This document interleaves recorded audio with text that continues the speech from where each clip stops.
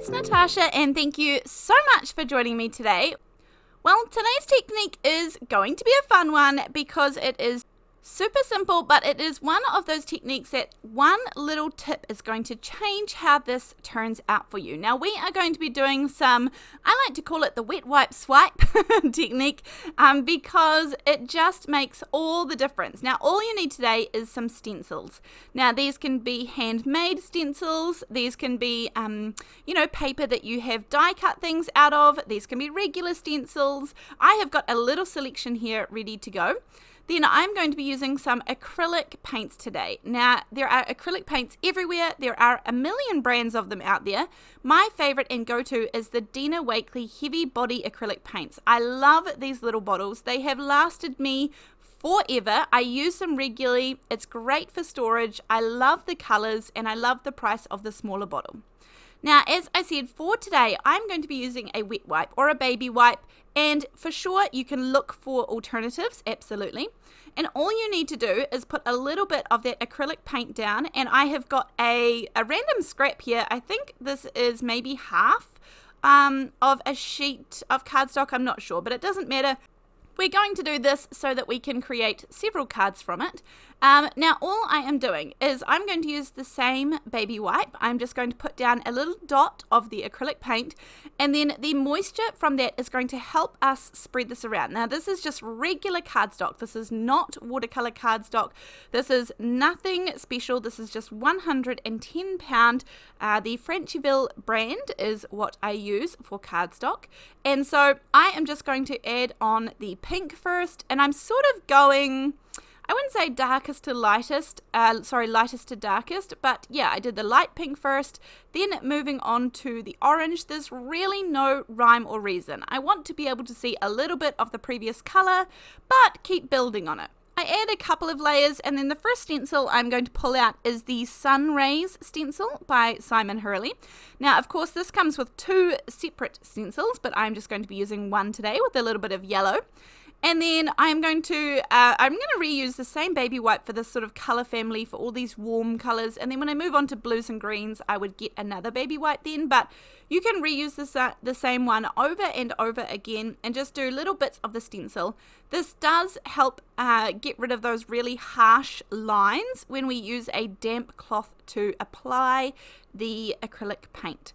Now, obviously, I'm going to get some harsher lines because I'm using stencils, and that's the idea. We are just building a background piece, and I will show you how to create and turn this into a card. And then also, I have another video coming up where I had some scraps of this left over, and I'll also be using that in another card as well. So you'll get to see more versions of card making from this background. Now, this here is from Waffle Flower, this stencil. It is the Puffy Squares stencil. I know you've seen this one a lot. I really do like this one. Just really sort of generic stencils. I don't often go for something that's really particular or themed or standout. I really love a good generic stencil like the Sunrays, like the squares, and then the next one I'm going to use is triangles, and I'm also going to use some diamonds. These are definitely what I reach for, and when I have products in my space, I need them to be really versatile, and I need them to be able to be for multiple occasions. I really try and make sure that I can use it in as many ways as possible if I'm going to purchase it. So this one here is called the Layered Triangles Stencil Duo. Again, with the really generic shapes with triangles and things. This one creates a really gorgeous background actually when you layer them all together, but I'm just going to use one of these stencils. And then for this color, now I've picked this gorgeous red color which I absolutely love, but you will see that it is quite it really stands out on my background, and I will show you what to do as well if you think you have gone too far, or you think you picked a color that was a little too dominant or stands out a little bit more than you were anticipating. There is always ways to go back and fix it, and for me this red was it's okay. I like it. It's fine, but it does definitely stand out. It's quite bright. And of course, if you were to use this with a paintbrush, it would stand out even more. Now, what I'm going to do here is just fold up the same baby wipe. I've used one for all of these warm colors, and this is the white acrylic paint. And all I'm going to do is put some of this down. I just lay it down a little bit, and then I will come back and spread it out a little bit more so that we get rid of those really harsh lines. And that just knocks back a little bit of that color. It sort of introduces a new color because, you know, it lightens some of the yellows and some of the other things. But really just have a good play. And honestly, as you will see, there are sort of no wrong turns with this, and it really is freedom to just do as you please. I'm going to take in a little bit of the orange, which I've already used in the background, but I'm going to add in some diamonds just coming in off the edge, some incomplete shapes, just to make it look like it was carrying on somewhere. But truly, this is a really lovely freedom to have, and I find that using the baby wipe definitely helps move that color around, spread that color around much better. Now, for the next part, of course, if you have the oxide sprays and things, you could give that a go. I have a limited number. I have a couple of them, but I do have the white one, which I absolutely love, from Dina Wakley. And this is a gloss spray. This is acrylic paint. And then I'm going to put a couple of little blockers on here. I have the Hex stencil from Holtz, but I come to spray this and my nozzle is completely blocked. So we're getting some funny shapes and things, which is not what I wanted. I know that this happens. I've actually never had this happen before, and I know that this happens. I know that it's a regular issue, and I know that you can buy caps as well that you can replace them with. But anywho, we will make do with what we have at the moment. And I am just going to use one of the baby wipes that was to the side and just dab out some of that color. Now, there is kind of harsh edges to this, but I quite like it. It provides, you know, something different going down the center. And then I'm like, all right, well, this thing is leaking and throwing things out everywhere. I will just, add a few more dots and do the thing. So once I have done that, I'm going to put that aside to dry. And one thing I will say about that gloss spray, it's my favorite because it does not pick up the water reactive inks that are behind it when I use it with oxides or GNK inks or anything like that. So I really, really do love that. And I probably will purchase another spray top for it just because that is probably my most used spray. I don't use my oxide sprays that often. I do like them. As I said, I think I have 4 maybe. And so I don't use them that often, but I do like them. But I definitely use my white Dina Wakley spray a lot because it stays bright white. Now, right, moving on to the stamping because we want to create a card, obviously. I have the Summer Picks stamp set by Woodware. As you guys know, if you've watched my channel, I love this company. I have quite a few stamps, I guess, from them, some bigger ones. They have such a good price point for their large stamps, which I absolutely love and appreciate. And I have no affiliation. I've never ever talked to the owners of the Woodware. I don't even know who they are. I've never been in communication. I've never received anything free from them.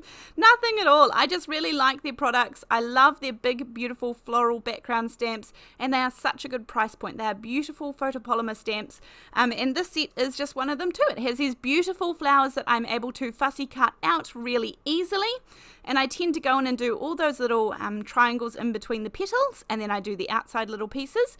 And then once I have these cut, I'm actually going to leave these beautiful flowers just bright, beautiful white, and then we are going to have this colorful, relatively bold background is going to provide the color element for today. So then I'm just deciding where to cut this. As I said, I am actually going to use that other piece today that I don't end up using. I am going to use that in another video, which I've already done and filmed and will be coming your way soon. And I'm going to be using it with some Holtz collage paper. But anywho, I have got a beautiful little matting layer of black cardstock. I use the Lawn Fawn Black Licorice. I really love that one. There are several good ones out there though, and I'm just doing a teeny tiny border. Now at this point, I feel like I could use both of these. Both of these pieces look nice to me. They look like they would work for the background. My plan is to have this little sort of cluster of flowers and then maybe pop this leaf up here just so that it kind of, balances it all out, but let's put it together. I'm going to choose this one. As I said, I more than happily could have chosen either of them. And this background is fairly random. There's splatters all over it, there's sharp corners and wild edges, and I think this still looks stunning. So these backgrounds are actually meant to be backgrounds, so just remember that. We do put generally a focal point on top of them, but they are stunning. Even a big, gorgeous die-cut sentiment over top of this would look stunning. Some silhouette stamping on top of this. Yes, perfect. All the good things. Now, this is a good trick here. This is the 1mm foam tape from scrapbook.com. They actually do sell 1mm, 2mm, and 3mm. But I purchased the 1mm, I double it up, and then I have the 2mm. So, right, this here is my new set of sentiments printable. It is a PDF that you can download for free from my website, which is www.natashafootecreative.com. And these are the sentiments that you can download. You can print them out. I print them down onto my 110-pound cardstock, and then I fussy cut all of these out. Some of them you can use circle dies if you wish to. You can fussy cut them if you wish to. There are lots of different sentiments, and I designed them all specifically so that you could fussy cut really easily, but you wouldn't lose that sort of elegant and classy look of some of the details. You can definitely use your trimmer to cut out the squares and the rectangle ones. The circle ones fit some regular sized circle dies, but then you can also fussy cut them out. It's up to you. This one here is a gorgeous banner. However, I have designed this for a couple of different things. So one, you can take the outside edge, but if you need a smaller, skinnier banner, then you can also cut the outside edge off and you can leave that white space like I have here, or you can cut this right down to the next black layer and just make it a slightly skinnier and smaller sentiment, which is what I chose to do for this one here. So if you head on over to my website, you'll be able to get this download absolutely free by the time this video goes live. And as I said, there are lots of different occasions that I have included in there, and I will probably do some more of these in the future because they are just so handy. Anyhow, I'm using some matte medium, and this is just a glue that you can pop down. This is the one here. I'm going to add my 1mm tape, but I'm actually going to, I was debating whether to have 1mm or 2, and so I put down 1 and then I changed my mind and put more on top, so it makes it 2mm high. But as I said, it is a great trick. If you just purchase the 1mm roll, then you can double, even triple, I guess, if you really want that much, to get the amount that you desire or that you need for your project. Then I'm going to do the same except for just one layer, so just a thin layer of foam will go on the back of my sentiment down here, and then this is going to go just sort of perched underneath all of those gorgeous little flowers. Now you absolutely could finish here. There are a couple of finishing details that I like to do, of course, and one of them is just to add a little bit more to those beautiful flowers. I'm going to take a fine liner pen. This one is, I quite like this one actually. It puts out a good amount of ink. I think I even bought them in a pack of 3 and I was really happy with them. So I will get up really close here in just a second, but all I'm going to do is add in some little details around the flowers, and it just adds in a little bit more. Now because we have a black matting layer, we have a black sentiment, and then I'm going to add just a couple of little what look like splashes, but actually we're just going to do it with our pen in the background again, just to create that cohesive feeling of all of the colors and elements coming together. So you can absolutely skip this. You could use actual black ink if you wanted to, but at this point obviously I'm about finished the card, so I'm just going to add them in with a pen, some little dots here and there, and that is our card finished today. So I hope you have enjoyed the baby wipe swipe technique. I will put a link down below to my website where you can get the free printable page, the PDF that you can download, and then also I will have all the links to anything else here, but I reckon that you've got this one covered at home. So enjoy creating, and I will see you in the next one. Thanks, bye!